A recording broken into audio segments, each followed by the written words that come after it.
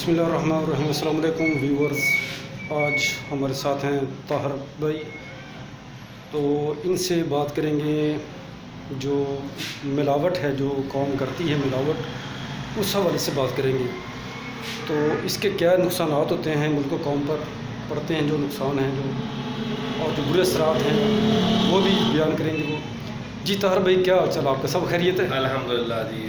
السلام علیکم تمام ویورز کو جو پاکستان میں ہیں، جو پوری دنیا کے مسلمانوں کو، کیونکہ یہ جو بات ہو رہی ہے صرف مسلمانوں کے لیے ہو رہی ہے۔ جو تو کافر ہیں، جنہوں نے کلمہ نہیں پڑھا، وہ جو مرضی کریں، وہ تو پہلے جہنمی ہیں۔ ہم بات کریں گے جو جن کو اللہ تعالیٰ نے جن کو جنت میں لے کے جانا ہے، ہم ان کے سلسلے میں بات کریں گے۔ بات یہ دیکھیں، اللہ نے قرآن پاک میں فرمایا کہ جس نے ملاوٹ کی وہ ہم میں سے نہیں ہے، تو لہٰذا ہمیں بالکل بچنا چاہیے۔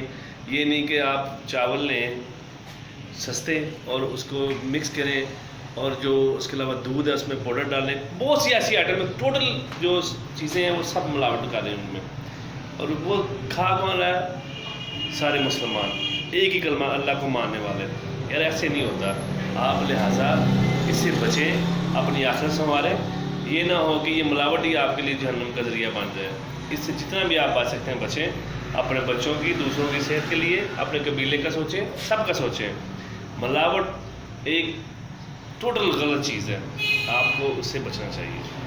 جی طاہر بھائی، جیسا کہ یہ کہہ رہے ہیں ہمیں کہ قوم کو کہہ رہے ہیں کہ ملاوٹ ایک ایسا ناسور ہے جسے ملک سے ختم ہونا چاہیے، اور ختم اسی طرح ہو سکتا ہے کہ ہر بندہ اپنی اپنی جو ذمہ داری ہے وہ نبھائے، اور اللہ سے خوف کرتے ہوئے اس چیز کو پروموٹ نہ کریں، اور جو خالص چیزیں ہیں وہ قوم کو دیں۔